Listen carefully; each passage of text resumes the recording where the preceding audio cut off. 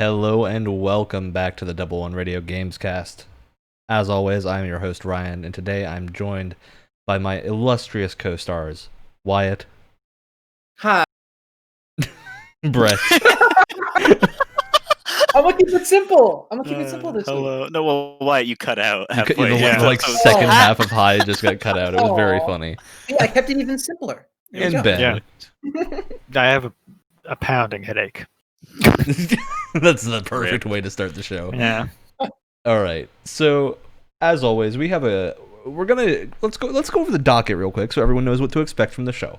So, today we're kind of switching the format up a little bit, not the format, but we're going to focus a little more on having actual discussions and a little less on news.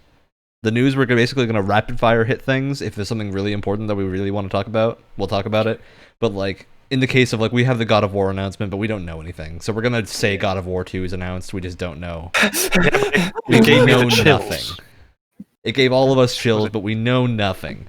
All right, so that's what to expect from now on. So we're going to talk about the Sony showcase, the Nintendo partner direct, and we're going to have a discussion about how to launch consoles, and a little bit of talk about the Black Ops beta, which we'll talk more about that likely next week, once we have a clearer docket, without all the news from everywhere.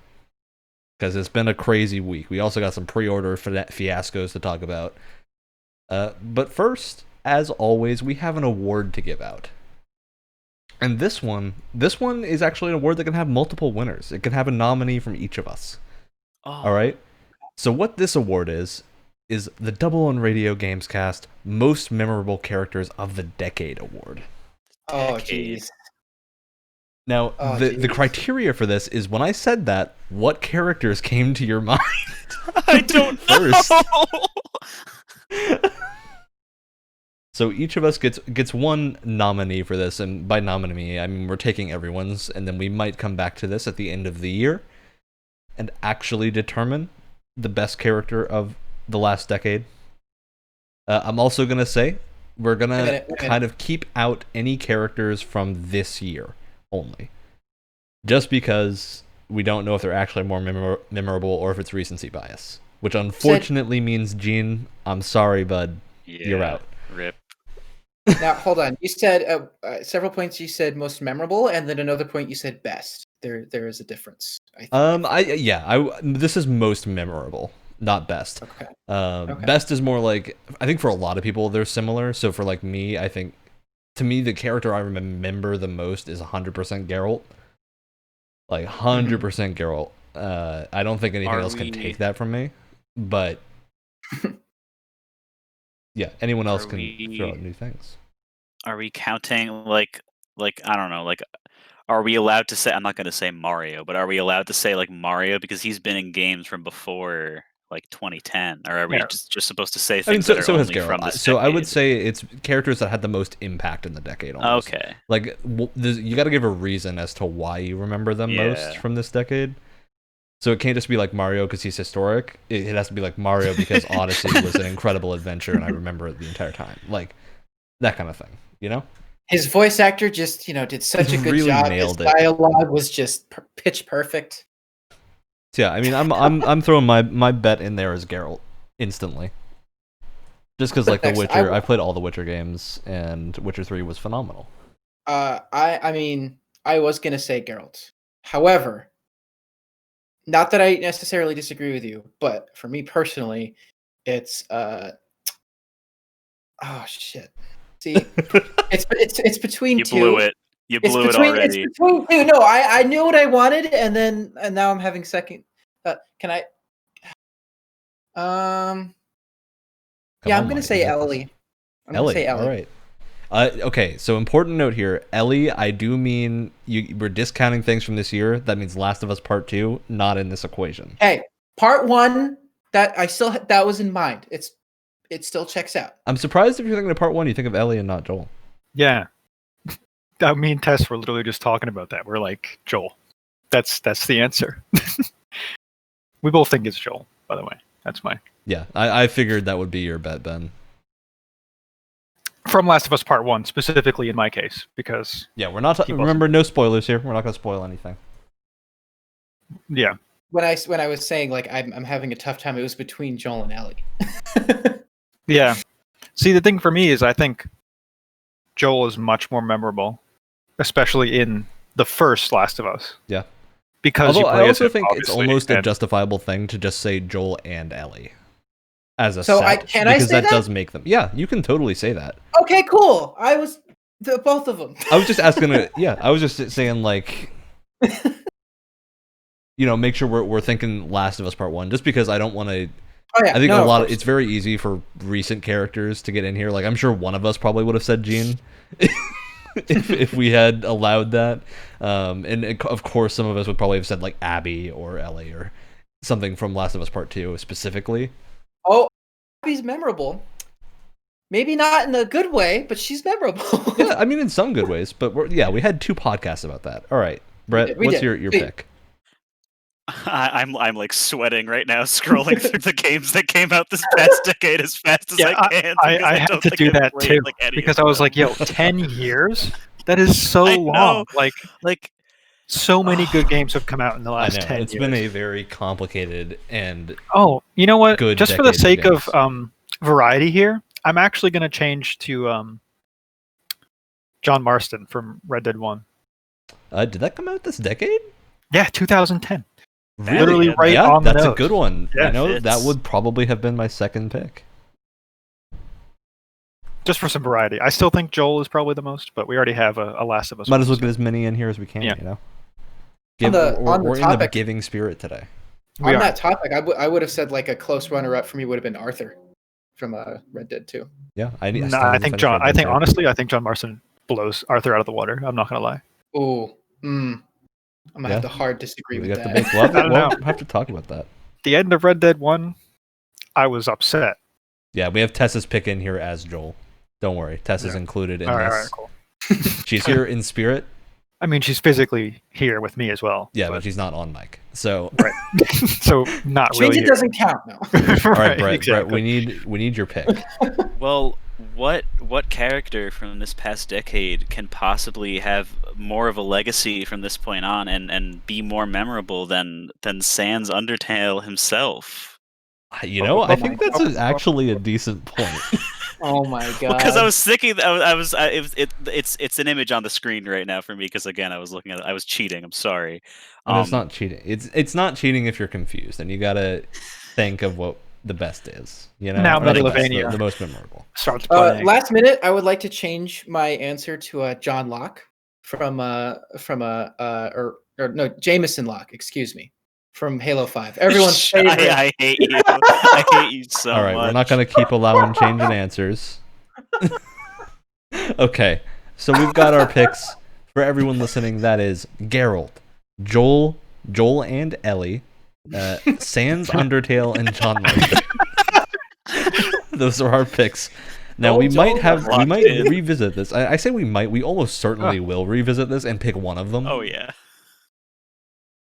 There might be a heavy bias towards Joel or Joel. Ellie. I think it's unfair because the second one just came out too, so it's kind of fresh in our minds here. Yeah. Well, that's why I was talking about the recency bias thing. I could see that if you're arguing for Ellie, but if you're arguing for Joel, I feel like. Well, for me, it's specifically Joel in the first game that's more memorable. Mm-hmm. All right. So we've talked about our game award that we've done. Now it's time to move on, and we're gonna go ahead and get the Nintendo stuff out of the way because it wasn't as crazy as anything that happened. Again, we're gonna start skipping over minor announcements. So that stuff like Fitness Boxing 2, I don't think any of us that's like my most hyped vested interest in describing Fitness Boxing 2. All right, so basically we're getting 2 new Monster Hunters, both of which look very good. That's the gist of it for Switch specifically. And they're kind of like the world follow-up for Switch. That Switch players get their Monster Hunter fix on the go, which is exciting. We're getting a new Disgaea game, Disgaea 6, which has swapped the art style from 2D to 3D. I'm a big fan of Disgaea. I'm excited for this. 3D is probably a little bit controversial, but I think they could do well with it. I mean, as long as they do some justice to the 2D art at the same time, Yeah, I think it's just like Disgaea. If they do something kind of like a Guilty Gear-esque looking 3D, that'd be sick. Yeah, that's kind of what it looks like. It's a little more chibi. They showed the Chicago mob-themed tactical RPG Empire of Sin, which we've seen a few times, but we have an actual look at it. And the release date is December 1st, so that's cool. Empire of Sin's kind of like a neat Paradox. Little... Yeah. It's a neatish.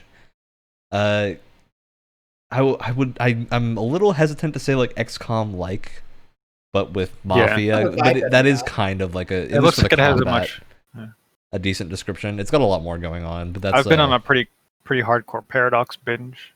Well, yeah, as much as a binge as you can be on Paradox, because I feel like very... Well, yeah, but you can. I'm not like on a multi-game binge because I've just been playing like. But anyway, Xbox Game Pass has a lot of their games. Yeah. And I've been playing a bunch of them. So. All right. Sniper Elite 4 is coming to Switch. Yay. The game's been out for a while. Long Dark's also coming to Switch. Hades, Shadow Drop released. So basically they just announced that it was releasing and released it that day. So Hades released on Switch and on PC, and everywhere else that Hades is available. It's a great roguelike. Moving on, we saw more Balan Wonderworld. Switch version looked rough. Like, probably not something I would recommend buying on the Switch if it stays looking like this, but it's not coming out until March of next year, so it's got some time to cook. We're getting Rune Factory 5, which looks like a huge step forward for a franchise that was restricted to 3DS for the longest time. It's getting some major changes. It looks very, very cool now. If you're into Stardew Valley or Animal Crossing, this is probably a game to look into. And then Ori and the Will of the Wisps got announced to release the same day. We did it. We did it. That's Nintendo. Done it. I don't know if anyone has any... I thought Ori was already announced. It was announced. It was announced, but it hadn't released, so they just released it. Okay. Yeah, so Ori on the Will of the Wisps is available on Switch as of now. It's a fantastic game. Ori is good. If I'd thought about it a little more, Ori might have been up there for the memorable characters. Might have. No.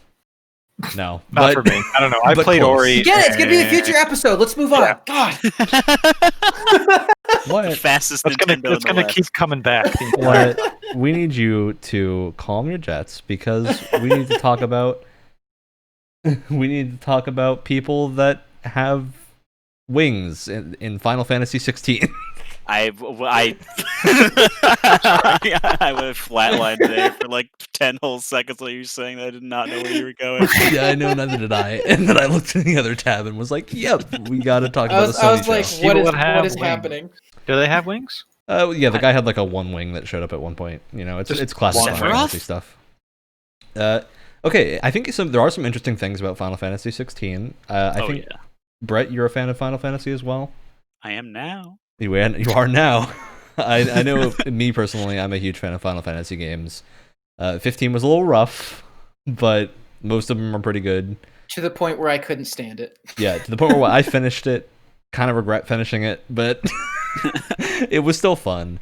The combat was interesting. 16 definitely looks interesting. We know very little about this aside from the fact that it's medieval fantasy. Which is definitely cool. A twist from where Final Fantasy has been going lately. Yeah, it looks cool. It's also coming to PS4 as well. It's not locked to next gen. It's exciting for Final Fantasy fans. There was also some confusion. There is around one. Go ahead, Wyatt. Around the idea of this game being on PC, because it was during that announcement it was like, oh, it's coming to PC as well, and then later they uploaded a different trailer that was claiming it wasn't coming. That was Demon Souls, not this. Oh, that's Demon Souls. Yeah, this also said coming to PC, so people were a little bit confused. Okay. Demon Souls was announced to be coming to PC, but then also not. So no one really knows at this point. Yeah, so the interesting thing with 16 is that it's being mostly helmed by a lot of the team behind Final Fantasy 14, which is the MMO. Which has also been kind of credited as one of the best Final Fantasy stories that have been written. I keep thinking I should probably try that because I keep hearing nothing but good things about it. Yeah, 14's story-wise is one of the better Final Fantasy narratives that I think has been made, and it's also the same team behind the music. And 14's music is something else. It is phenomenal, and I'm super excited to get a like single-player Final Fantasy. Like, for me, them being behind the music is a selling point on its own. Like, that will get me to buy the game. I'll have to listen regardless of how 14 good it at is, least. because 14's soundtrack is amazing, especially Stormblood.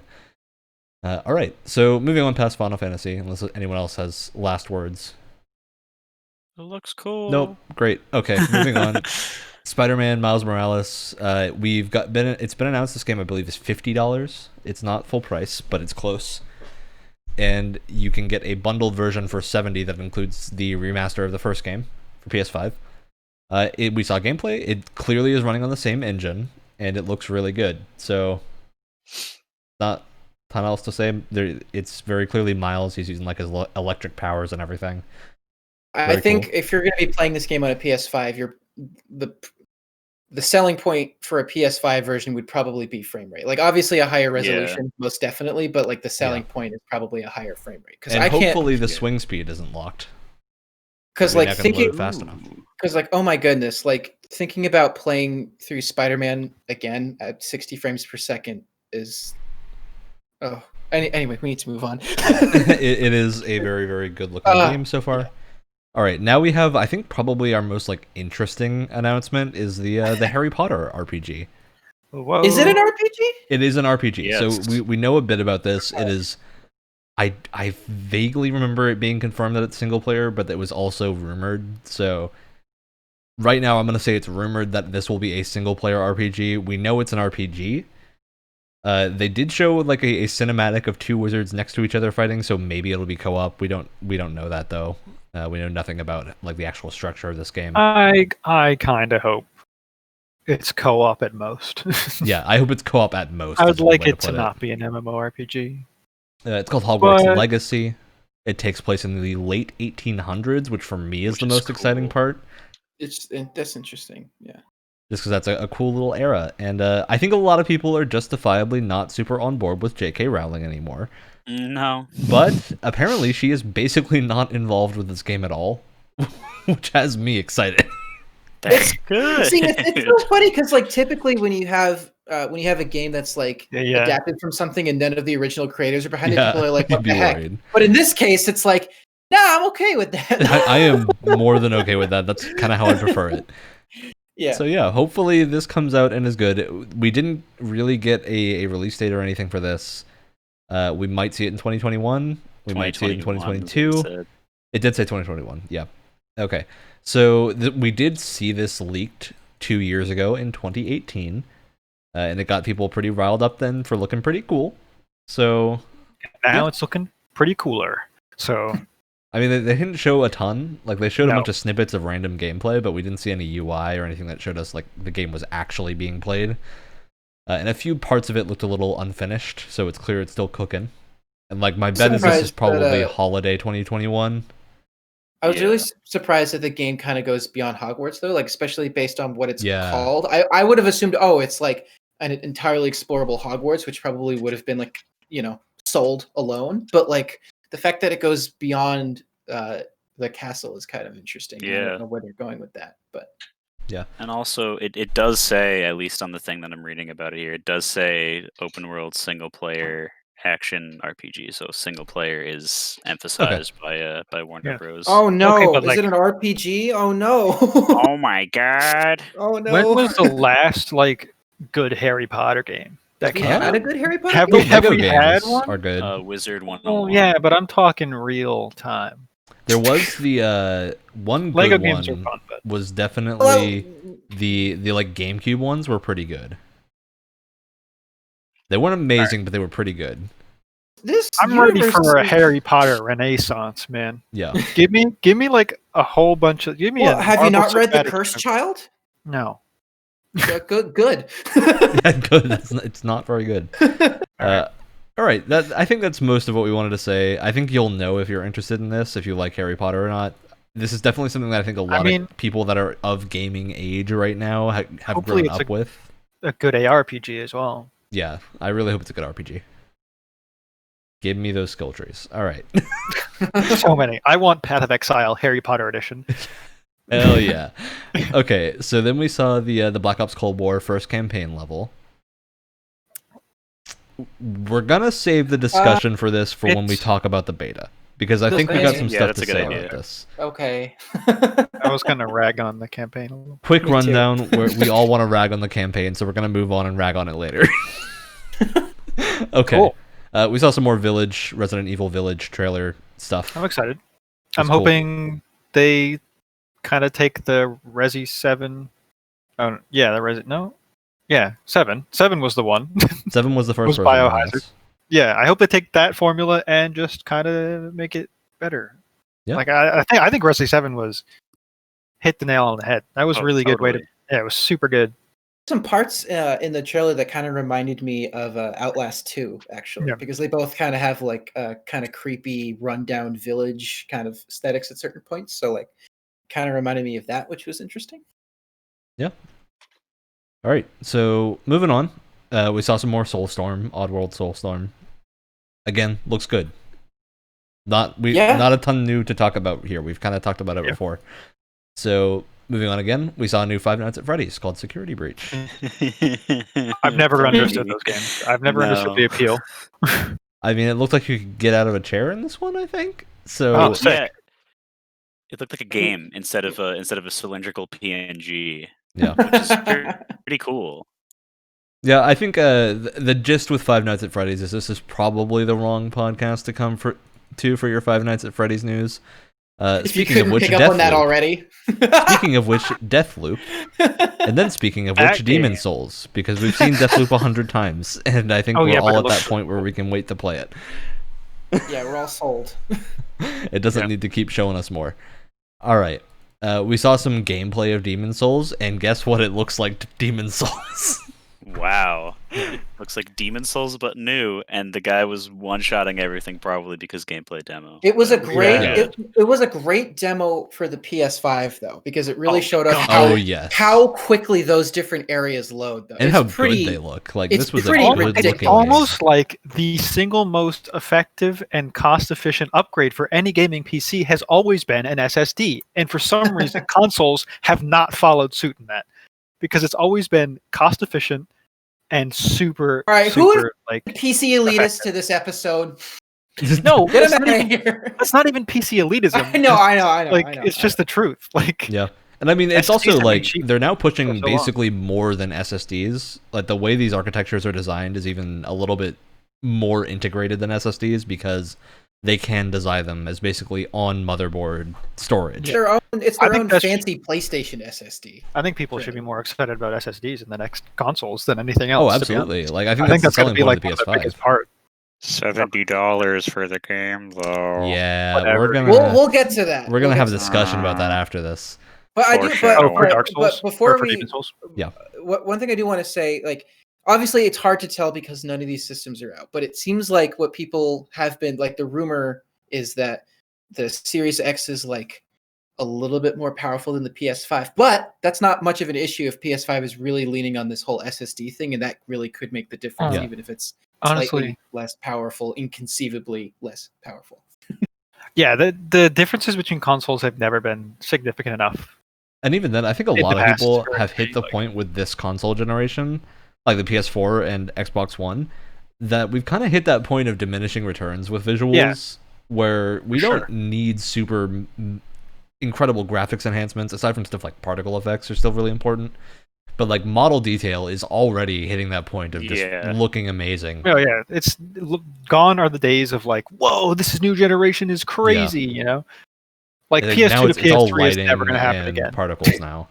I would say like facial animation is probably but they're. I mean, we have Last of Us Part 2 is on PS4. Yeah, like the game exists on PS4. I feel like that comes more down to the animators and stuff like that. Like I feel like there's technology. The tech is there. It's just a matter of the technique. Yeah, and the ability to execute that, because it is super expensive to do that kind of thing. For sure. Yep, for sure. All right, so moving on, we saw Devil May Cry 5 Special Edition. This is super exciting. We're getting a Special Edition Devil May Cry again with Virgil playable. It's going to be good for a lot of fans of Devil May Cry. Sad news, not coming to PC. Don't know why. Porting is hard. We're getting Virgil on PC. We're just not getting the Special Edition with the reduced load times and everything, which is weird. But yeah, it's not full price on PS5. I believe it's $50 to pick this up. So yeah, if you haven't played Devil May Cry 5, that'll probably be a great launch title for PS5. Moving on. Amazing. We saw Fortnite. Moving on. Yes. Wow. Moving on, we saw a teaser. Thank God. I was Fortnite. really worried it wasn't coming for a minute. They had me worried there for a minute. They had me in the first half. Not gonna lie. Yeah. All right. Yeah. Then we saw Ragnarok coming in 2021. Whoa. Exciting. We don't know chill. anything about the game yet. So Guess what? I would guess Ragnarok's gonna go down. I don't know though. I don't know. so I would guess I'm probably going to buy it regardless of what anything that's shown. I'm not even guessing. God of War was so good that I think even if it's bad, one. even if the trailers, everything, everybody tells me not to, I'm going to buy it anyway. Because I need to hear Kratos say "boy" one more time. One more time. All right, so that is our big news. That's all of our big news. We did it. We got through it. That was so big too. Guess what? We are under the half-hour mark. Yeah, because we're this shows what we can do when we put our minds to things. Efficiency. It shows what we can do when we don't put our mind to things. Because when we put our mind to things, we say too many things. Yeah, then we get unfocused. Yep. Yeah. Which means we gotta stop thinking. I think what the problem is, we need to cut off the sentences where we go, we need to, and then just stop. Yeah. Just don't keep going. All right. Yeah. So we put off the Black Ops discussion. We're slotting into Black Ops discussion now. All right. Let's do this. Call of Duty Black Ops. Cold War. Yeah. It's a video Brett, game. do you want to start? Because I'll take less time than you will. Yeah, probably. Remember, we're going over the campaign first, then we'll go over multiplayer. Okay, yeah. Okay. So, all right. So, and just obviously what we've seen, I would imagine, Right. unless anyone has, fortune-telling powers. I did not. The only COD campaigns I've played, because I've been a Halo boy for the longest time, and I just think the multiplayer is fun. It's only been I almost said Cold War, World at War, and the newest Modern Warfare, and that's like it. So I don't really know anything about the Black Ops stories, and I don't really like obviously I know about like all the nuke missions and no Russian or whatever in the old Modern Warfares, but like the new Modern Warfare was pretty disappointing for me because it had so many awesome ideas, but this whole curtain of America's so cool that we're just gonna tell you that all nations are bad, but like keep believing that America's the coolest, guys. And I'm just kind of like, okay, shut up. And you know what? After that, I'm really glad to see a story that really just doesn't seem to care and has an RCXD chasing a plane. That looks like a lot of fun. During the Cold War. That's the During big the part Cold for War. We'll talk about the multiplayer, but they just shouldn't have called this game Cold War at all because I don't know if they had There's RC nothing cards. cold about War. it. Absolutely not. Yeah, in their defense, the RCXD was a thing from the original Black Ops, so that's probably it's a holdover from the original. It's. Well, I mean, I think the R60 is sick. What are you talking about? It's awesome, but like if people are it wasn't a Cold War thing, it's like but it was in the first one, so like whatever. It's Call of Duty. Listen, if you're looking right. for historical accuracy, you're in the wrong place. I mean, but I think the important part is for this discussion, like saying it's Call of Duty is not an answer to an argument. Especially because Modern Warfare changed up so much of what we know about Call of Duty, which is perfectly leads into what I have to say, which is I'm very disappointed that it didn't keep going down the route that Modern Warfare was going down, because I don't disagree with Brett in that it doesn't really depict U.S. military history in a very accurate way or a very unbiased way. I agree with that. However, I do think that it stepped away from the stupid over the top. Brett, did you ever watch that link I sent you, by the way? The one of COD World at War? I forgot. Okay, World War II's train sequence is one of the most ridiculous. I showed it to Ryan, and we were both laughing for a solid 5 minutes. It's because it's like 5 minutes long.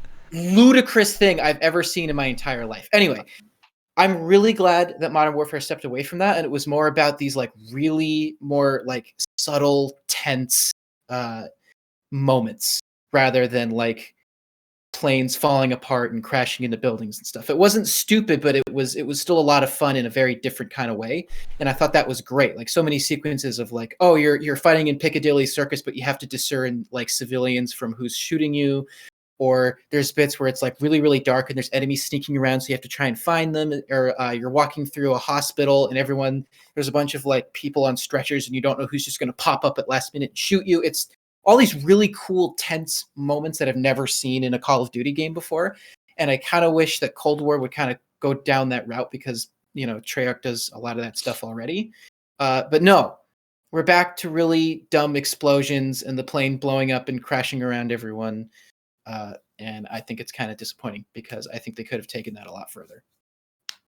They also didn't get the original voice actor for Woods, and that makes me very sad. The last serious Call of Duty Treyarch has made was World at War, to be honest. I really enjoyed World at War's campaign. No, World at War is Black Ops took without a doubt one of the best. No, I mean Black Ops started getting funky with the numbers, Mason. You know what I'm saying? No, but no, but it was still, but it took it was kind of funky, but it took itself seriously. Yeah, that's the point. Is it was getting funky, stuff. Whereas World at War was more of a standard. But not too funky. It got it got a little funky. There was no funk. A little bit, but it wasn't. But it wasn't something that overshadowed how serious it was taken. Yeah, but it's stuff that wasn't in stuff like World at War. I think that's the key difference here. Is World at War was a different type of campaign than Black Ops, and I'm saying that as someone who enjoyed both World at War and Black Ops' campaign pretty much equally. But they're different experiences. They're not the same thing. I think Black Ops was still grounded enough, though. I think Wyatt has a point. And it is important to point out that this is Call of Duty Cold War Black Ops, right? It's still a Black Ops game. Black Ops 2 started to really deviate from reality. Right. That's true, but it's also probably one of the best Call of Duty campaigns ever made. It's super fun. Fantastic. Honestly, I've been replaying both of them recently, and I like Black Ops a lot, but Black Ops 2 is just fantastic. It's so good, and I do like that they're bringing back the branching storyline. We haven't really seen how that plays out yet, but I don't want to because I don't want to be spoiled. Yeah, but I kind of want to see that in the game. But I'm wondering how far they'll take it because there was a lot of really interesting ways that they did it in Black Ops 2. For example, shooting certain characters in different parts of the body would change the ending. And if you save this character, they would then later on go on to save this character, or if you did a side mission at a different time, you wouldn't be able to save this character and stuff. It was just, there was so much that would change the ending and stuff that you wouldn't even realize until after you played it. It was so cool. I think for me, the most disappointing thing about this specific trailer for Black Ops, or Cold War is probably a better way to refer to it, is that it didn't feel like a Cold War. It did. Yeah. That original cinematic trailer, I think, really sold the idea that this was in a very tense time period, and it was relying on that tension and more serious nature. And then this was just bombastic explosions, and the gun didn't even look. Nothing we saw would look out of place in a modern day Call of Duty is what was kind of bothering me. Black Ops was set in kind of the same time span, and there were a lot of explosions and stuff going on in that as well. Yeah, but again, this was excessive. They did use the you and I were looking at this, and we were like, "This is excessive" while watching it.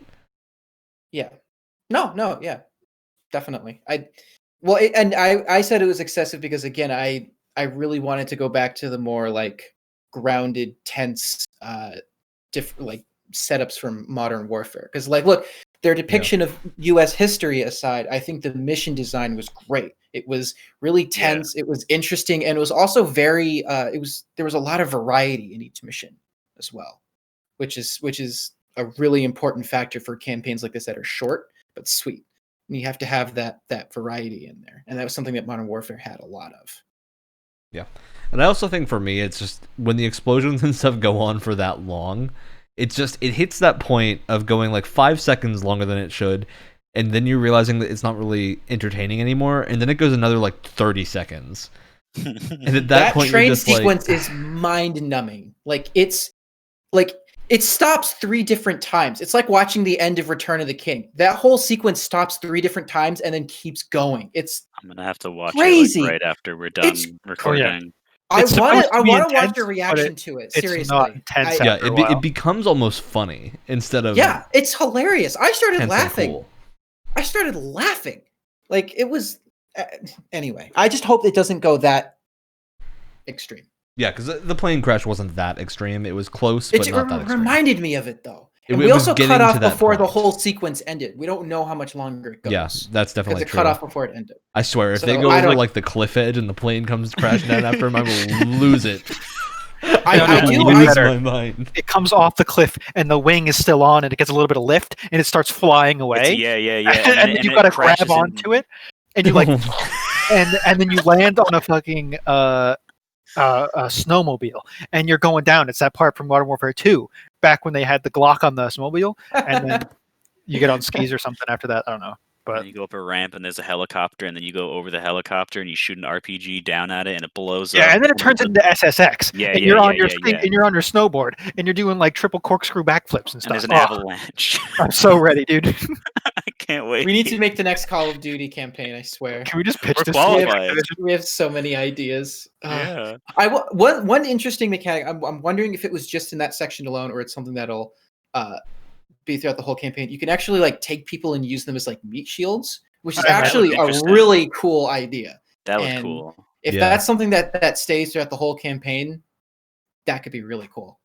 And I did like that he like put a grenade on him, pushed him away, and then kind of got hurt by his own grenade. See, again, that's the whole he didn't like move away, and I'm like, that's cool. No, it's cool, but again, it's the whole thing where it's like that's so like needlessly over the top. I don't know. That was fine for me. The stuff that was over the top was like the RCXD chasing a plane and going faster than the plane was what was getting me. Like, it wasn't that there was an RCXD. Like, that was a little bit iffy for me, but it was the fact that it was catching up to a plane, going faster than like two Jeeps. Nitro boost. It was going faster than two Jeeps, and I was like, "What's what kind of motors you got on this thing?" Yeah, it was iffy. Okay. So we have a multiplayer beta that just happened, and I think Ben and I are going to kind of step back. Alpha. I'm sorry. I'm sorry it's an alpha like 3 months before the game releases. Yeah. How horrible of me to call something that is definitely not an alpha. It was a good demo. Yep. Yeah, it was. I mean, this is closer to like a real beta in that they could change things between now and launch. I do want to give them some credit. Alpha. I do want to give them some credit. They refrained from having any microtransactions in the beta. Wow. I'm very... Oh God! Yes, the beta's not here. And look, that shouldn't be something that shouldn't be something that's praiseworthy. But the fact I'm betting that they're calling showing it up an alpha because they're gonna make a beta. There's gonna be a beta, and it will have microtransactions. All right, I want to start this section this time because I have the perfect way. So what I'm going to say before you start, Ben and I haven't really played the console version, so we're going to kind of step back a little bit. I'll jump in to kind of keep things on time because we do have other topics to discuss.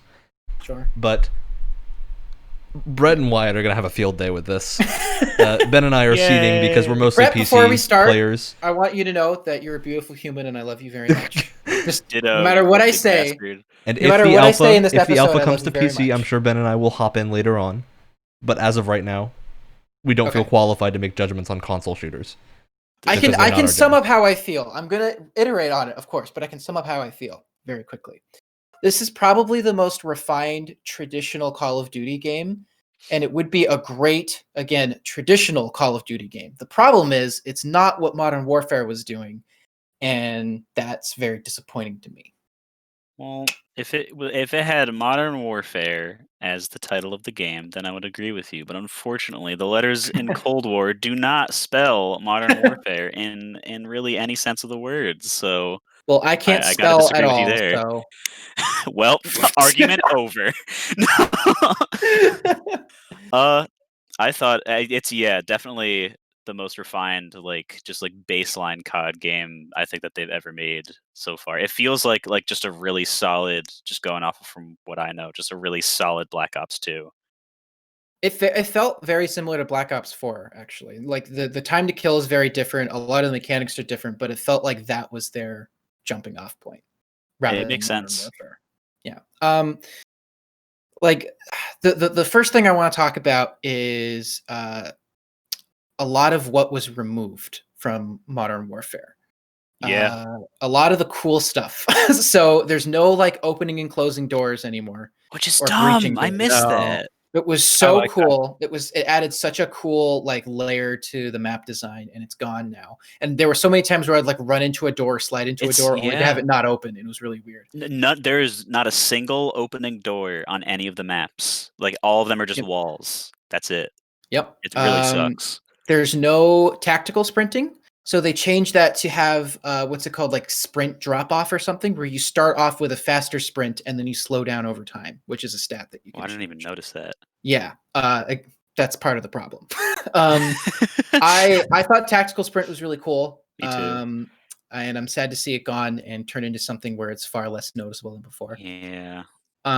There's no mounting, which I thought mounting was really cool. And added, and again, was kind of like a nice like tactical layer to that Call of Duty formula. That's now gone, and I'm very sad about that. I liked that in Warzone, and I did not like it in multiplayer. I did not play that much Warzone, so I can't comment. I think it promoted too much sedentary gameplay. Yeah, I agree. There's Warzone. I do want to say there's a difference between like just straight up camping. Because for me, I played a lot of like I don't play TDM at all, so I can't really comment on that. But when you're playing things like ground war, domination, that sort of thing, being more like sedimentary is sedimentary. I can't talk sedimentary. Right now. I can't talk right now. Anyway, look, you know what I mean. Being more stationary is fine. Like it doesn't. That's part of the gameplay for those. But my problem with it is that being stationary already gives you a tremendous advantage. So why did you need to amplify that times 10 by turning your gun into a laser beam? Yes and no. The thing why it's like the words in the bottom that describe the game modes of domination and ground war and hardpoint and stuff say that you have to move to capture the objectives, but that doesn't mean that people are going to do it. You're still going to have one guy just sitting in a lane just mounted up with an LMG or something the whole game. See, that leads me perfectly into the next thing that I wanted to talk about, because I always felt like people who were just sitting in one spot, it wasn't that big of a problem because of Modern Warfare's map design. Because at almost any point on any map, you're able to get shot from like 5 or 6 different spots. So someone just camping out in one spot, I feel like is not that big of a deal, because there's so many ways to get the jump on them instead. Like, yeah, they'll get you once, but if you know that they're there, you can take a completely different route to get there the next time and completely get the jump on them. I think the difference for me is like, if there's no mounting, you could get away alive and be like, okay, well, I can't repeat that because he hit me 6 times. I'm on like 1 HP. With the mounting, he's not going to miss a bullet. You're dead for sure the first time. So you get to respawn, but it still feels kind of frustrating because it's like there's nothing you could have done to outplay that guy in that situation. I don't know. I disagree. He just won by default because he was mounted. But what I wanted to continue to say was, the map design was like the next big topic. Here's the thing. I was really worried when people were talking about the maps in Cold War that we were going back to the crappy, 3-lane garbage. It's not. It's definitely no. Thank God. It's definitely much bigger than that. Especially the Miami map was like surprisingly big. Like I feel like I would walk through that map and be like, okay, that's the whole map, and then I would discover a whole other area. Like I didn't even know that whole beach area was part of the map until like 3 or 4 rounds in, and I was like, oh my God, you can swim? Yeah. So the map design isn't bad, but again, I feel like it lacks a lot of the cool like parkour, more unique ways of getting around the map, which is something I liked in Modern Warfare so much. Like I feel like there was enough of that for me personally. Like I don't. There was some, but on the Moscow map, I think it was Moscow, whichever one with all the Soviet propaganda everywhere. It was Moscow.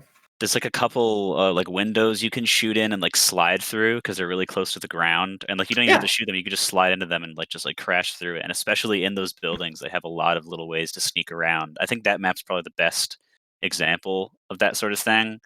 But I do wish they had more in the other ones. But it's not to the point where it's like, oh my God, they completely removed it from the game and it's to its detriment. Oh no, they didn't. I wish there was more. They didn't, but they're more simplified than Modern Warfare's. And I know a lot of people did not like the map design when Modern Warfare first came out. I feel like that's partially due to the fact that they take longer to memorize than something like a Black Ops 4 map or something. Yeah, and when people kind of 3 lines. That's the thing. I feel like once you learn the map, it doesn't become nearly as frustrating. Like I was very surprised when people were complaining about it when it first came out, but I feel like that's just because people hadn't learned the whole map yet. Now that people know the maps a lot more and kind of know how they flow more, I think, I think they're mostly fine. And that's the other thing too. I feel like they Modern Warfare maps flowed a lot better. Because this one, even though there's still some spots to kind of sneak around, it still feels a lot more like directed, which is probably what traditional Call of Duty fans want. So I think my problem with the Modern Warfare maps was there's just so unbelievably too many angles. I can't. There's this one map. What's the one map with the cave on one side and the not so cave on the other side? The cave. The cave. Yeah, exactly. It's like if you want to go down mid, you basically just can't because there's like 6 different angles from which somebody could peek you while you're running down that middle chasm. There's just no reason to have that lane. Like you got to take your time. You have to I never. Not to say that I didn't just get shot randomly. No, but that's not how Call of Duty works, because if you take your time, the spawns are going to flip 3 times before you get to the other side of the lane. I feel like that's a bit of an exaggeration. That's not... Well, 3 is an exaggeration, but the spawns will actually flip every, 30 seconds. For are you talking about TDM, or are you talking about, objective modes? Well, they won't swap. They won't switch for objective modes like that. That's what I'm saying. Stay the same. Yeah. But even TDM, but... Even for TDM, I feel like obviously 3 times the spawn swap is an exaggeration. I feel like, but still, I personally felt like they never swapped in Modern Warfare, and that the spawns were terrible. And now I feel like in this game, in Cold War, they swap way too much. It was, you played on the domination maps, right, Wyatt? Yeah. And they have a halftime now, which is, I think that's new, unless I'm just stupid. But at least I don't think it was in Modern Warfare. They have a halftime now. Not for domination. Yeah, where what were you going to say? Me? Yeah. My point that I was trying to make previously was just that there's a fine line between complex maps and overwhelming maps, and I think a lot of the maps in Modern Warfare were overwhelming, especially that city map where you just you literally walk and there's just you're open to 150 angles.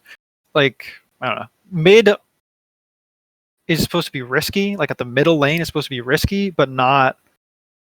If you take your time, I don't know, because I'm just thinking about Counter-Strike, right? Counter-Strike, think about the maps Dust 2, Mirage, all these.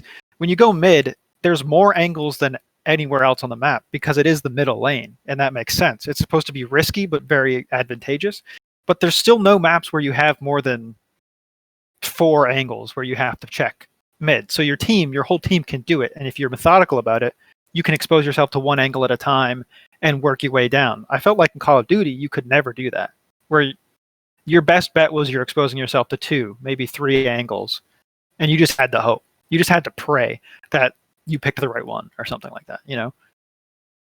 That tended to be my problem with most of the maps. I think that stems from people not taking their time and observing everything. Well, I also think that that's part of the nature of Call of Duty, in that it's a much faster-paced game. Let's not even faster-paced. It's just a lot of their design philosophy is not. It's about it's their design philosophy is different. Players who are not necessarily. It's not supposed to be as competitive as Counter-Strike. Is what I'm trying to say. And that's the point we've made before: is that games aren't designed for everyone generally, and that's okay. It's okay if you don't like a game. You shouldn't feel bad about that. Yeah. And go play stuff you do like. Of course. Yeah. Of course. Yeah, no, I also think that fits with a bit of what Wyatt and Brett were talking about with people's reactions to things in Call of Duty. Is that Call of Duty is one of the biggest franchises on the planet. Right. So you get a lot of vocal minorities of people that really dislike one new feature, and that's inevitable. And sometimes it's the job of the developer to know when that is and is not.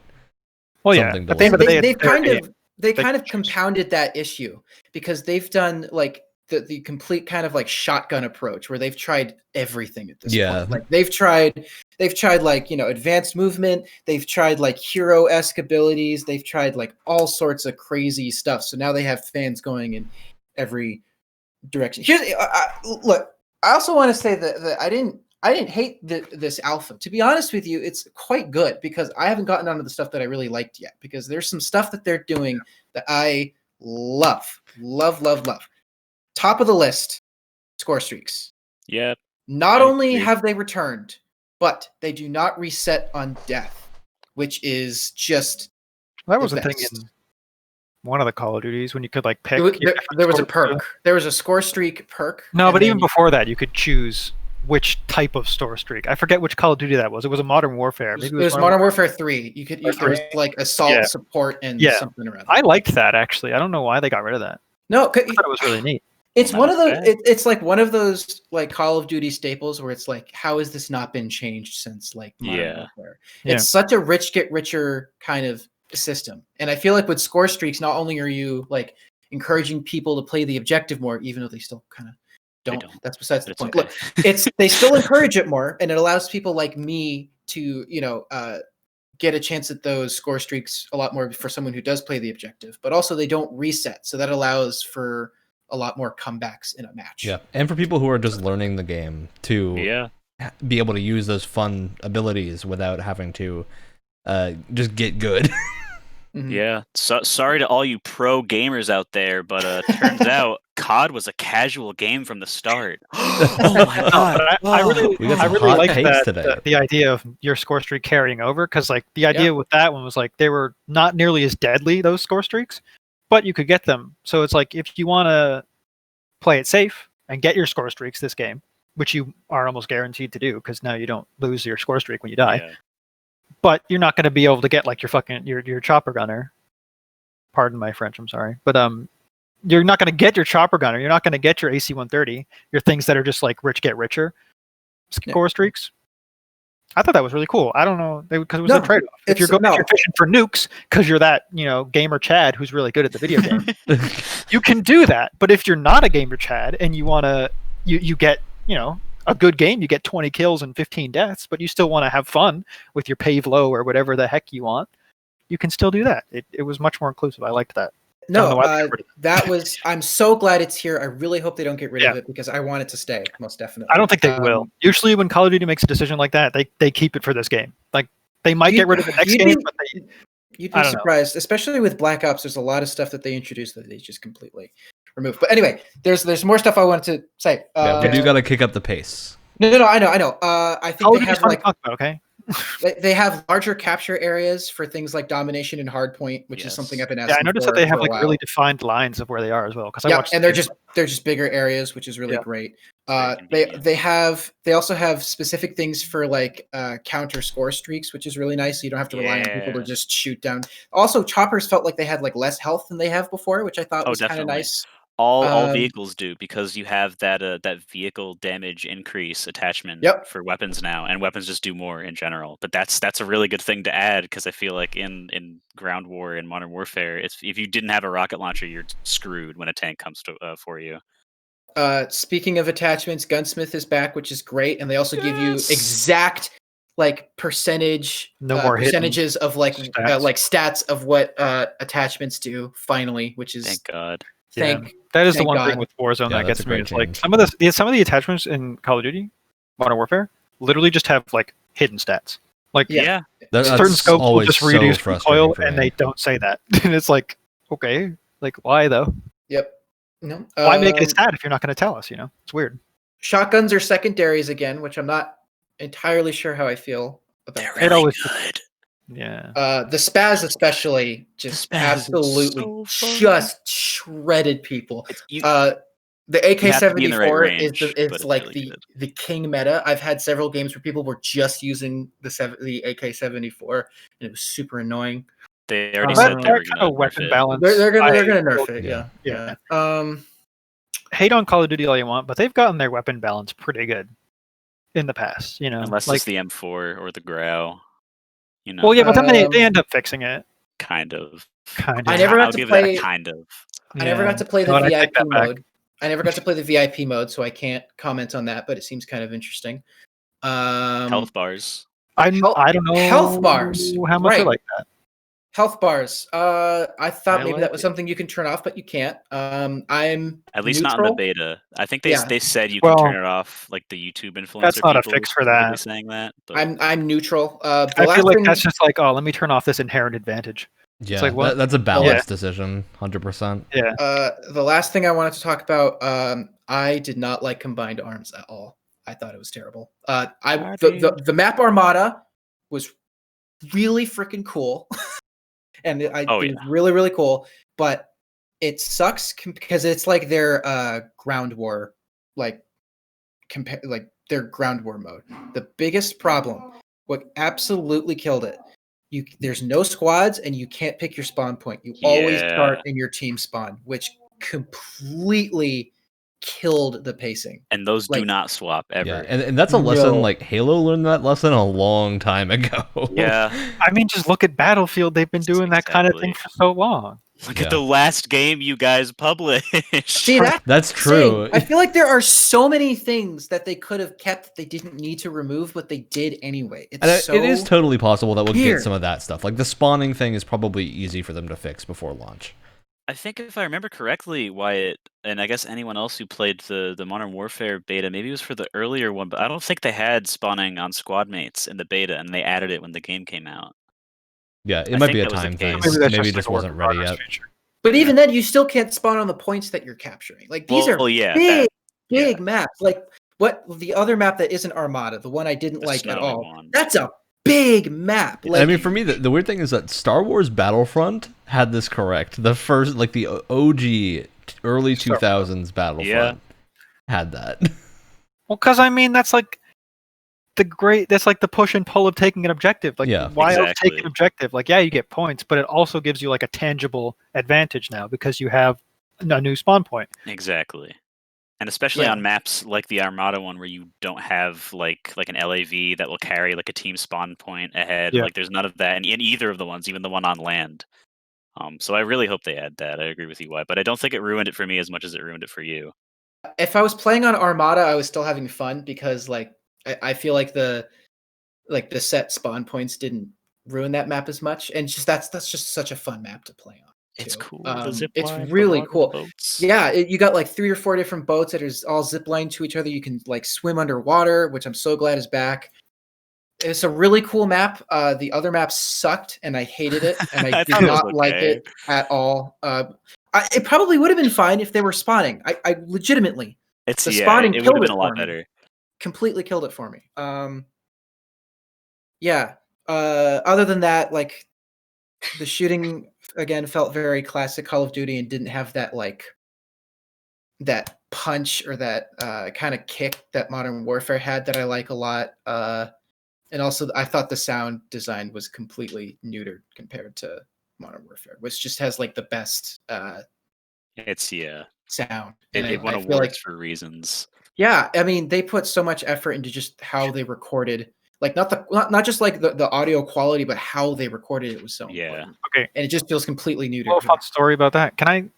Are we cool with drugs on this podcast? No, we're not talking about drugs. Why would we talk about drugs on this podcast? No, because it was myself who was under the influence. And there fine, I'll talk about it. That's not All right. So we're hitting about the 30-minute mark of talking about Call of Duty. It's a Call of Duty podcast too, Electric Boogaloo. Like, what? I have one last major thing, and then I'm done. All right, we're doing closing thoughts on it because we do need to move on. Closing thoughts. Sure. I think it's good. I think it's like a good evolution of like classic Call of Duty. I think this is probably a Call of Duty that fans are going to accept a lot more than they did Modern Warfare. But it's not what I wanted personally. Little baby Wyatt. No, I certainly have like some problems with it, but like just from a million asterisks alpha, it was very fun. I think it could just be like new game-ism, but I thought it was more fun than I've been having recently with Modern Warfare. I did have fun. To be clear, I did enjoy it. Yeah. And isn't that all that really matters? Yeah. I mean, it is also easier to criticize things than to say what they do well, because the goal of a podcast like this is often to give constructive criticism. Yeah. And I think a lot of the stuff that's been mentioned is stuff that can be changed, which is good. Like, it doesn't sound like there's any core issues. I think the thing with Call of Duty, though, in that case, is like, it's been around for so long, and it has its base formula down pretty strong. So if you don't mention its base formula, you're kind of just like saying, yeah, you're still doing that good, but this new little thing you added. Let me put it this way. I would be complaining about this game a lot less if it hadn't come after Modern Warfare. If this had come right after Black Ops 4, I would be like absolutely amped, like almost would consider a pre-order. But the fact of the matter is Modern Warfare came out before this, and that's why I'm complaining about it, because I adore Modern Warfare. I don't know. I don't blame you for that. It's sensible. I just liked it a little more than you did. And that's not okay. Get out of the podcast, you're done. We all gotta agree on the exact same thing. This is not a discussion-based podcast. All right. So, and one last note on this Call of Duty Black Ops Cold War is remaining $60. It is not a $70 game. Wow. That's not true. That's not true. Is it? That's not true. It is $70 if you want to get the Is it the next gen version of 70? Because I just looked at the pre-order and it was 60. I don't know. No, it might be the. But I was looking at the PC pre-order, not not the Xbox or PS4 or PS5.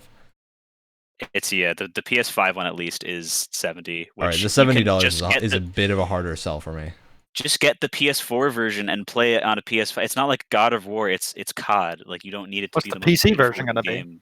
I have 60. no idea. I just looked at 60. All right. Because go watch Jim Sterling, because he's mad about that too, and he can say it a lot more succinctly than I can. I'm not going to get into it right now. All right, so that brings us to our next topic. We got another discussion, and I want to bring up two specific games launching on the PS5. Those games are Demon Souls and Destruction All-Stars, both of which will be $70 at launch. Demon Souls is kind of like, what? Because it's like it's a remake. And to be fair, Bluepoint did do the Shadow of the Colossus remake, which is pretty much universally renowned as a fantastic remake, and it did launch at full price, I believe. So it's not out of context for that, but at the same time, it's a little icky to me. It's fuller price. It's not full price anymore. Yeah, that's the thing. No, it's a remake and it's fuller price. Yeah. Yeah. What is fuller price already makes me unhappy. $100 is fullest price. It's the deluxe edition. Which we'll have to wait for fullest price as long as we waited for fullest house. And I do want to give a little bit of background here. However long we waited for fullest house, I don't know. I think inevitably when people talk about the game price raising, there's inevitably going to be discussions about inflation and the fact that games haven't changed price in a long time. There's a flaw in a lot of those arguments, in that yes, the games themselves have not changed price, but other things have, and like housing is exponentially more expensive than it's basically ever been. Cost of living in most places is far higher than it would have been when like the N64 was out. So depending on your life situation, $70 now can be asking more than $60 when I think to me the bottom line is this. Yeah, money has become less valuable, but the gaming industry has become exponentially larger, and they're making an exponentially larger amount of money.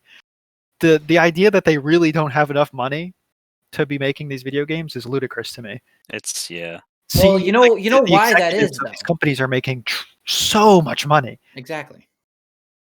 Yeah. They don't need another $10 million bonus. Just don't get that, and your game can still be $60. Like, relax. Yeah. It's like, I absolutely think there will be people that buy $70 games. I think Demon Souls specifically will be fine, because it has such a rabid fan base. I probably won't pick it up at launch, which kind of hurts to say, because like I love Demon Souls. But I don't think I'm gonna have $70 to spend on this after buying a console, if you can even get a console, because like PS5, we're not gonna go into details of the pre-order fiasco, but the PS5 pre-orders have been a fiasco. I've been trying for days. The thing is, a $10 price hike isn't actually that intense. Like, it's not like, oh no, like $70 instead of $60, because to me that's like That's basic. It's pretty close to the same price. But like it's when are they going to make it 80? When and are it's they also a lot of 90? these games have multiple editions, and it's going to be like you have to pay the $100 version if you want the season pass. And I'm like, you're already paying so much money for things. And a good way to think about this is like, if you're paying full price for Game Pass, buying Demon's Souls, that's 7 months of Game Pass. Yeah. It's also like 7 months of PS Plus, which at this point, when PS5 launches, you're going to have a huge collection of PS4 games to play that are really good. And just like, that's probably a better use for your money at the launch of the consoles, because you'll have a great library of good games that are proven good, and you're paying way less. Well, I think that's more of an argument for the value of PS Plus and Xbox. Oh, absolutely. But whatever, because it's all relative, right? Months, right? It makes it a harder sell for these more expensive things when there's an option that is less expensive and for good quality. Arguably better. I also feel like, so I kind of expected like the new $70 base price tag to happen at some point. I think a lot of people were. They've been talking, developers have been talking about it for a long time. I don't have the biggest issue with it. I just think that right now is such a bad time. It's a bad time. Yeah. This is absolutely the worst time to do this. And partially in their defense, like depending on what their financial situation looks like, they may not have much of a choice in the matter. Yeah, we don't know. Also we don't know those executives specifics. Pushing for this decision. We don't know those specifics, so like we can't say. But it's a bad time to do something like this. But they may not have a choice in the matter. We don't. Yeah. We don't know that. And something I want to mention is the kinds of games that are doing this $70 push. I was going to say that too. Yeah, absolutely. So I think to me, like the big warning sign here is that a lot of games that are like large budget single player things are not $70. The stuff that's becoming $70 is remakes like Demon's Souls and like weird multiplayer stuff like Destruction All-Stars. And like I was, you guys can go back and watch the episode we did on the first PS5 showcase. We were all pretty excited about Destruction All-Stars, but it being $70 instantly kills it for me.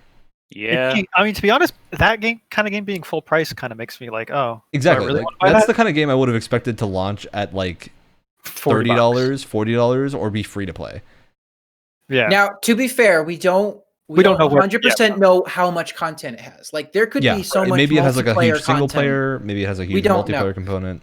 Because there are games that like if say Cyberpunk was one of those games that released at $70, like the way it's been, and again we don't know 100%, it's not out yet, but like the way that game has been shaping up, I feel like a $70 price tag would like be justifiable for a game, because that's a big game. But that's also one. I mean, I would say small studio, but they're really not. But they're the biggest independent studio. No, right, but it's one studio who's not under the umbrella of some like gigantic publisher. Like it's not they EA self-publish. Studio, who has been making this game for so long now. It makes sense that they might need a little bit of extra cash off this one to ride the to make it to their next project. But something like Destruction All-Stars makes me kind of wonder, why do they need that money? Where is it going? Like, is it like fund Destruction All-Stars development, or is it just going to be one of those things where maybe the game they're pushing the game out, they're not expecting it to do super well, and the people buy it at $70 and they drop support? Like, I don't know. Of course, I don't know why they wouldn't expect it to do super well, because it's one of the only launch titles for PS5. Yeah, exactly. And I feel like with every like new console generation that comes out, the first lineup of like the launch lineup for any of those games, with a few exceptions, obviously, they're usually like smaller scale experiences, and then later on you get games for that generation that are much, much bigger in scope. So I think in a couple of years, or even a year from now, who knows, I think that $70 price tag will be much more justified as we get like, Ubisoft games, which like will have enough content to justify $70, that kind of thing. Right. But right now, it's a hard sell with things like remakes and games like Destruction All-Stars that are either remakes or smaller. But I think that $70 price tag will be a much easier pill to swallow a year or two. Yeah, and I'm also wondering if it'll affect how people feel about games getting discounted soon after launch. I was gonna say here's a hot tip. I know it's really tantalizing to go for that cheaper discless PS5, but get the one that can take discs in, and then just buy whatever game you want to buy. It'll likely like, save you money in the long run. Yeah, buy it like 2 months after launch, and then like someone on eBay will be saying, "Oh, I tried it, and it's the worst game I've ever played, and I hate it, so I'm selling it for $40." And then there you go. You will not do that with digital ones. Yeah. I have a Yeah, you'll save that that $100 in no time. Like literally for two sure. video game purchases, and you've probably saved 2 used game purchases. And that's not even mentioning like the stuff like movies and whatnot. Yeah, you've got a 4K Blu-ray player for an extra $100. That's the thing. That's my PlayStation 4 has been my Blu-ray player since I bought it. Yeah, that's the reason I'm going to go for the disc version. It's just because I need that Blu-ray player. I also want to go for the disc version because like sometimes I like to have the physical version as like a collector thing. But like, what's the point of having that if I can't even use it? And for someone like me, where I grew up in like middle of nowhere, in Vermont, where we had the worst internet possible. If I had an all digital PS5, absolutely. that would drive me insane. It's a safety net. Like that extra $100 is this beautiful safety net where I don't have to rely on my crappy like, and you don't need farm internet. You don't have to keep going through deleting old games and installing new ones. Yep. As much. I mean, you Anyway, probably will, Cold because the War bet is is like- you're likely going to need to install things onto the SSD. You will, but hopefully It'll probably be really still, fast, but you will have to do it. hopefully a good chunk of that game will still be on the disc. Yeah. Like it's not like downloading Call of Duty Modern Warfare onto your PlayStation. 280,000 gigabytes. Plus, there's always that nice little surprise when you get a nice new physical copy of a game, and it has a reversible cover that's 10 times cooler than the official cover. Yeah, and you open up, you smell it. It smells like about that. Whoa! Smells All like right, bud. pristine I'm looking at the PS4 Spider-Man case right now, and the reversible cover for that or like looks so cool. Steelbooks. Why would I buy Steelbooks? Yeah, without a disc? True. Yeah. All right. So that's our this is going to be part of the larger discussion we're having of like successfully launching a console, which I think is a little iffy right now, just because of the COVID situation with everyone. It's really hard to predict how consoles are doing with this. Okay, but real talk, they're gonna kill it. Oh, they absolutely will. They're gonna kill it. Yeah, but it's like any console launch aside from the Wii U is gonna kill it. Yeah. It's kind of a given. It's more how will they do in the like month after launch that people are really curious about. And one thing we didn't mention, PS5 got prices. I think it's within the range people expected. It's $500 for disc version. Exactly what I expected. $400 for discless. I was worried they were gonna be like $600-700, kind of like PlayStation 3. I'm really glad they're not. I think that's definitely saving a lot of pre-orders. Like official, I'm just saying, like official kind of measurements for them are out. They're big and they're thick, like 3C. You know what? It's insane. That's not even a bad thing. That's a good thing to me, because that means that hopefully it won't be a jet engine in my underneath my desk. Oh, I'm not even saying it's a bad thing. Yeah.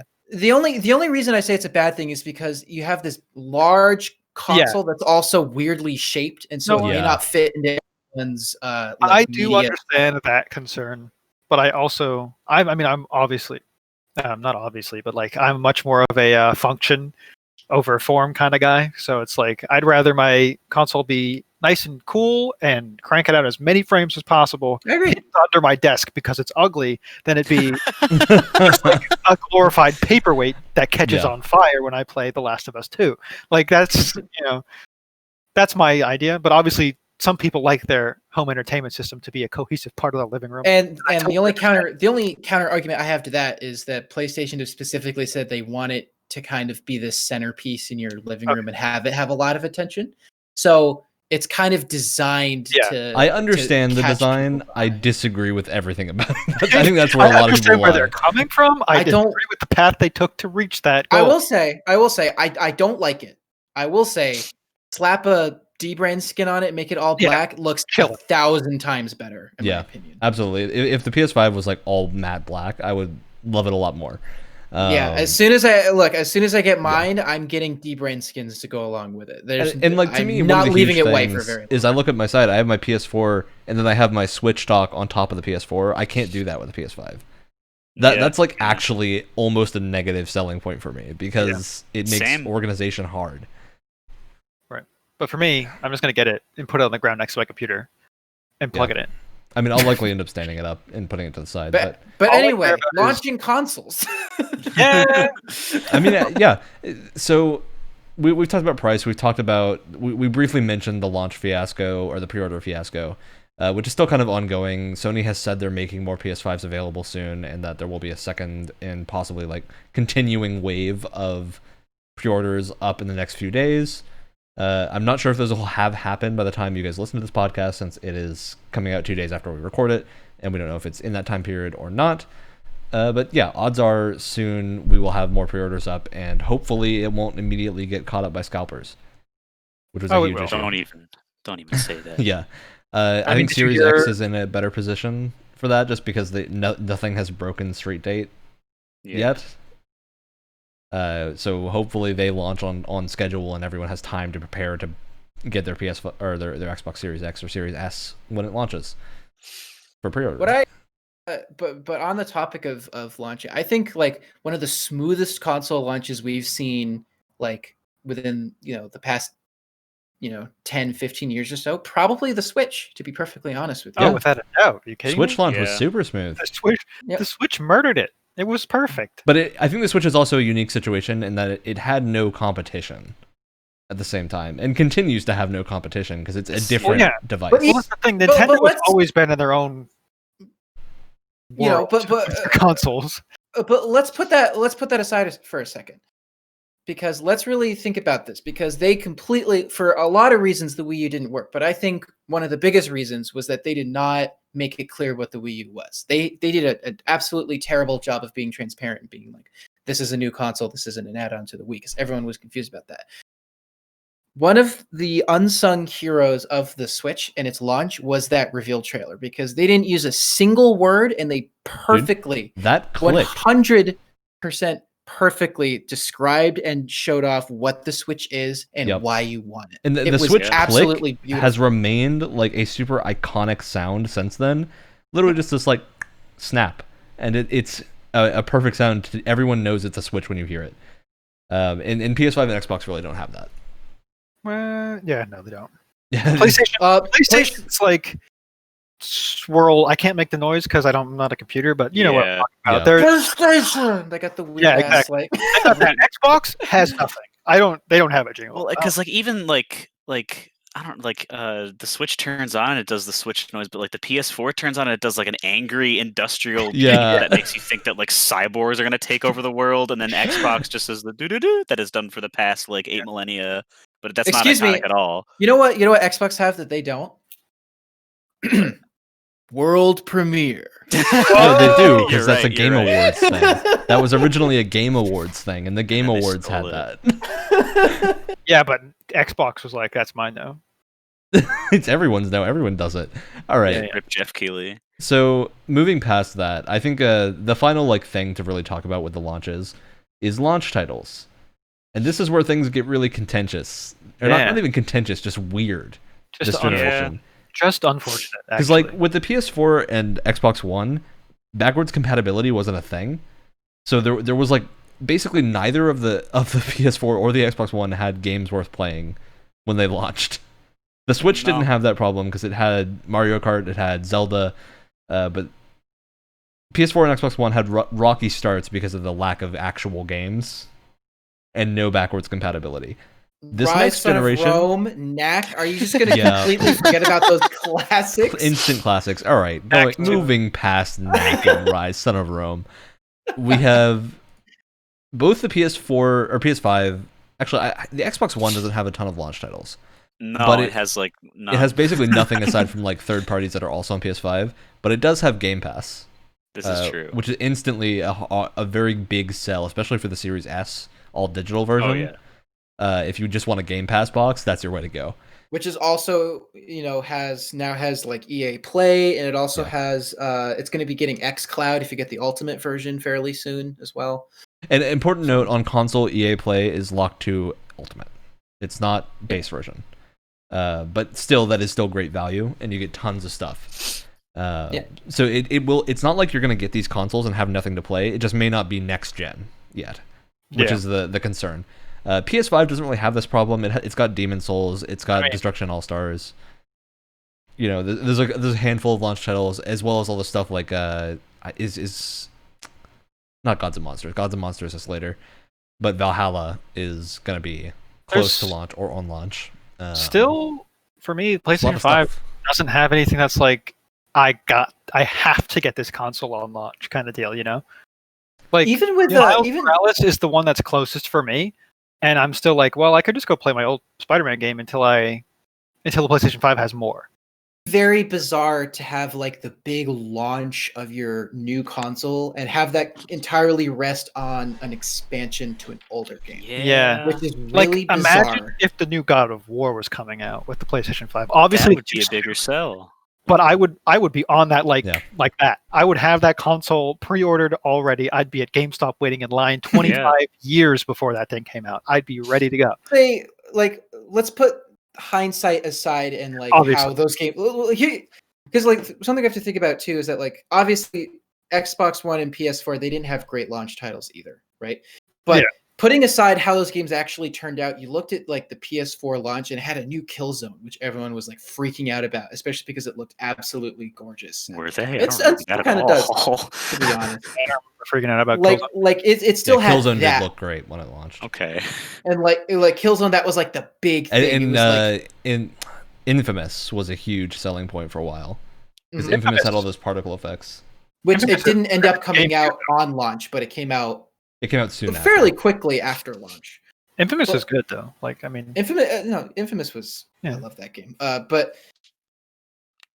But there's not because again, like Killzone Shadowfall was like, but like at the time that was like, whoa, like it's like this huge leap in graphics. It looks super cool. Yeah, it was like a well-known franchise. Everyone was like really excited for it. We don't have that here. We have an expansion to a game and a remaster to a really good game. To be fair. And it's probably going to be great, but it's still an expansion, and it's not exactly. It doesn't drum up the same kind of excitement. We have Destruction All Stars, which is a completely new IP from. We also have who's even the developer? Sackboy: A Big Adventure. Yo. Yeah. Look. I'm sure people who love Little Big Planet are going to be. It's not a system seller, is what I'm saying. No. Yeah, it's not. And. Like who's even making Destruction All Stars? Is it a studio? I believe it's first party from one of the Sony studios. Okay, but again, it's like new IP. Lucid it's exciting. Games. No, it's what it seems like. It's just a bunch of how console launches always come with. I just thought of this right now, and it's really clever. It's like stocking stuffer games. You got your big main title, and then you got a bunch of other stuff to kind of fill your time when you're done with that game. There isn't a big enough main title. Yeah, it's all stocking stuffer stuff right now. Yeah. I think their big main title was supposed to be Miles Morales, but again, it's like an expansion doesn't drum up the same kind of hype as if they had the new Horizon at launch or something. If they had Horizon at launch, oh my god, like people would be going insane. But I mean, the reality here is that the Xbox has nothing.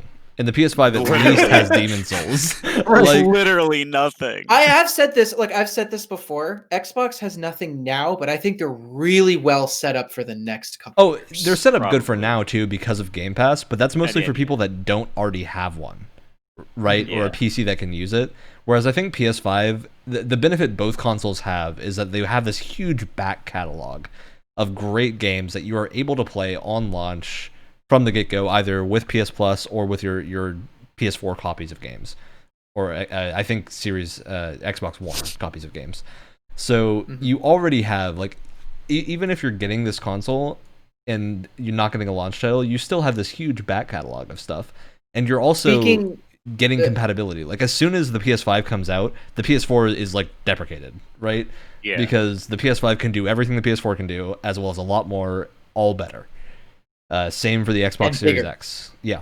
So either way, I think hardcore fans will still be buying these because they are literally just straight improvements on everything that already exists. Hardcore fans are going to buy a new PlayStation anyway. Yeah, but there's also getting a lot for it this time. The track record, of course, is that there's always going to be a point when these consoles will be worth the purchase. Yeah, it's just And the other thing to keep in mind too is that because of what's been going on with COVID, it might actually be, you might actually have a better chance at getting a PS5 now at a better price point than you will after its launch. Like we have no idea. We have no idea how COVID is going to affect production and availability for these things. Like they're hard to get right now, but God knows what'll happen post-launch. Maybe even harder to get. Like the price may have to increase. We have no idea. So it might be a better idea to get one now than later, even if there's nothing there. The availability might be. And the reality is there is stuff there, so long as you're interested in games that already exist. Yeah. But you can rest easy knowing that there's going to be games that come out for it that you are. Absolutely. But you can't sell. But you should never, ever buy any kind of hardware with the promise of cool software down the line. You never, ever do that. Yeah, that's true. It's such a risky. And look, I know it's PlayStation. They've been hitting. It doesn't matter. You never ever buy hardware with the promise of software of cool. I mean, that's true, but the big thing we keep forgetting is that we don't need to look for stuff in the future because there's stuff that's here right now that will be better on this console. Oh, I know, right? But like for people who are like, imagine playing Bloodborne at 60 FPS. With loading times that make sense. It will be bonkers. Like that's a system seller to me. I say that kind of as a joke, but kind of not. Like I had issues playing Bloodborne because of how choppy it can be. But imagining playing that at like a locked high frame rate at high resolution is super tempting.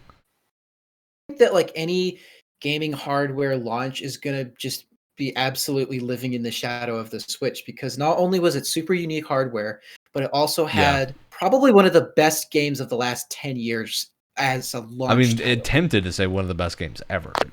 Yeah, no, I mean, I've never played a Zelda game before, and it's probably one of my personal favorite games ever made. Yeah, I played all the Zelda games, and it was one of my Breath favorites. of the Wild is a freaking masterpiece, and the fact that it like the Switch would not be where it was if it wasn't a launch title. Like absolutely, I wonder what the Switch launch would have looked like without Breath of the Wild. Because Breath of the Wild had over a 100% attach rate for a while. Yeah, it sold more copies than the Switch sold because people were buying it in preparation for getting a Switch later, which I think is hilarious. Yeah, and that was also a title that was available on Wii U as well. So like it was in a weird position.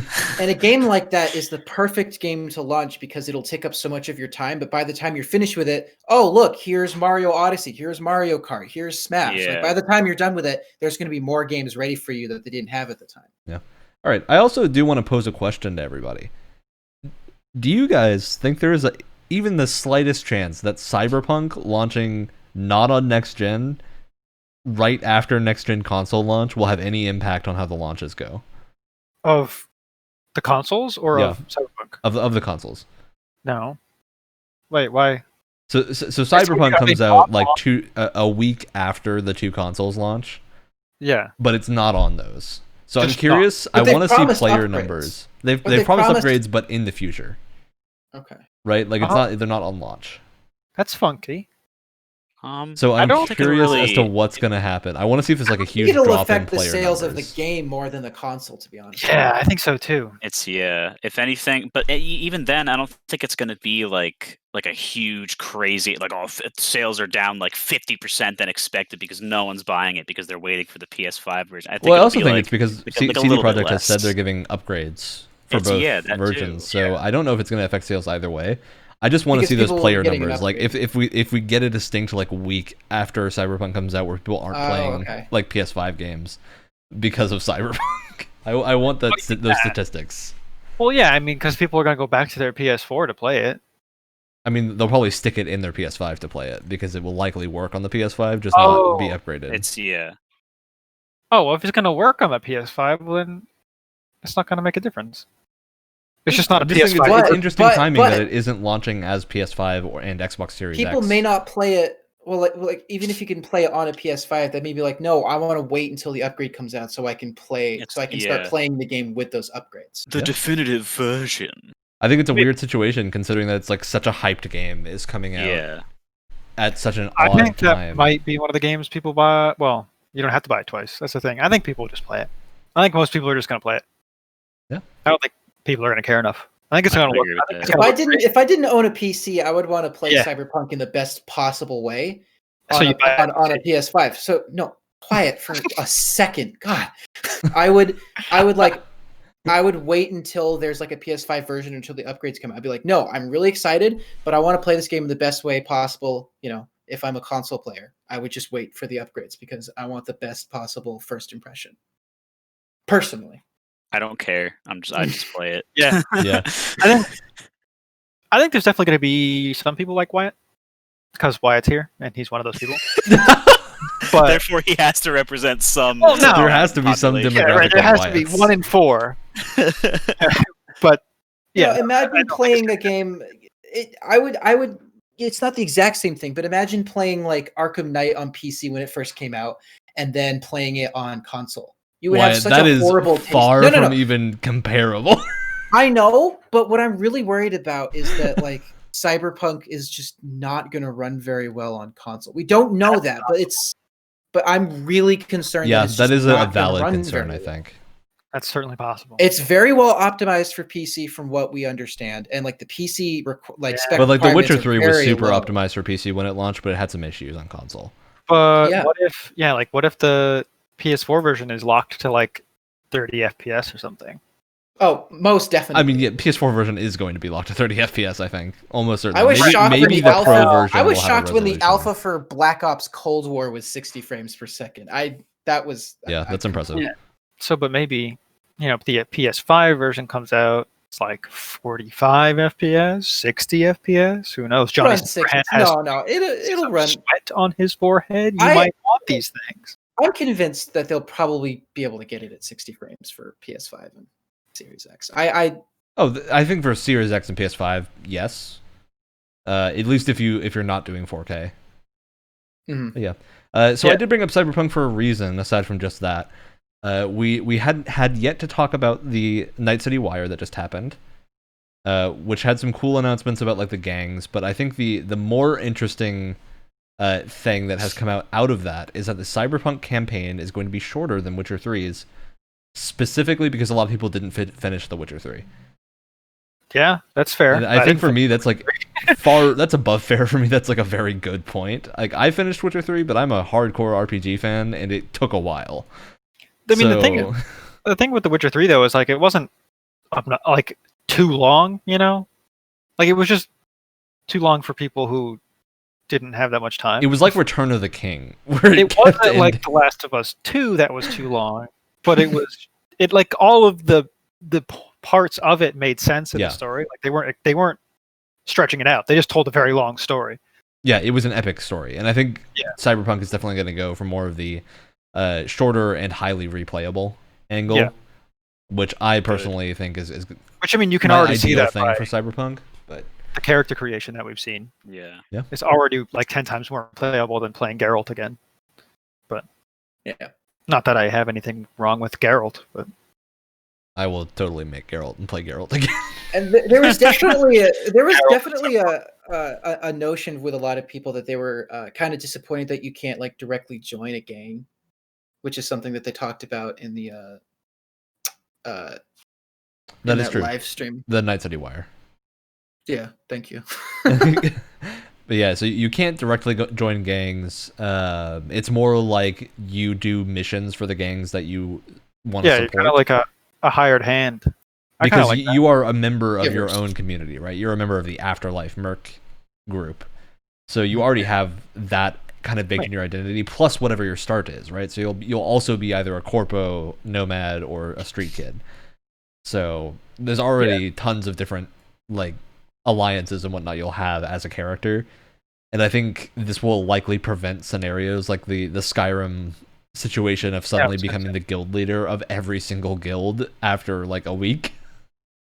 Yeah, that was gonna say is like I think that leaves a lot more space for narrative freedom going on, just because like it wouldn't make sense.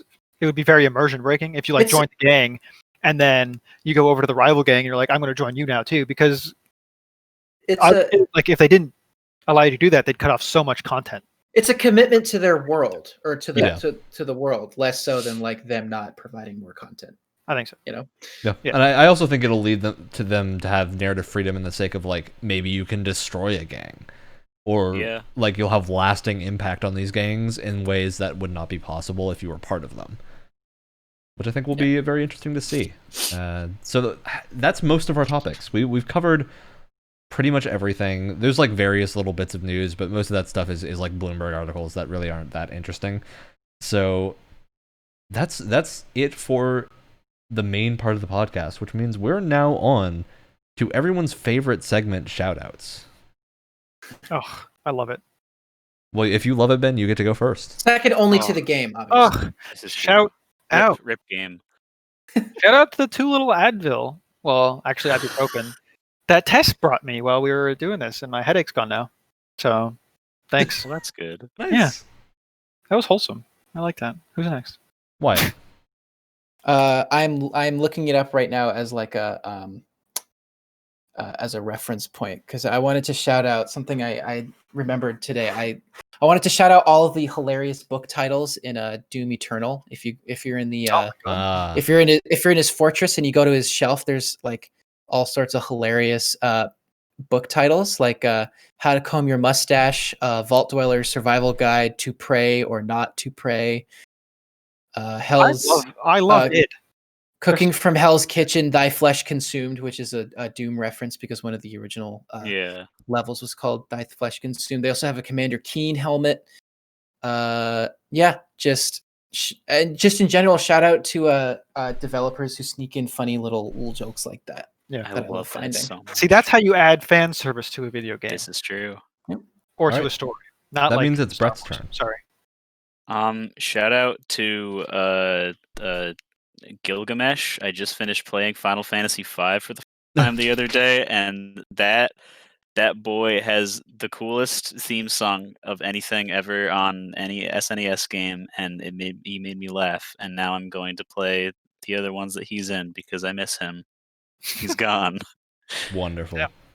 All right, I'm gonna dedicate my shout out to a little thing called Thug Pro, which is a mod for Tony Hawk's Underground 2, which lets you play levels from all the Tony Hawk's games. Ooh. In Underground 2, which is really fun. It's great. That's cool. Yeah, that's it. That's it. So I think that means we're ready to go. We're ready to end the podcast. We've gone on to our standard length now. We had a good discussion covering a lot of topics, and that means it's time to play the outro. So have a good night, evening, morning, wherever you are. Gamer time. I feel like legitimately kind of out of breath. Actually, same.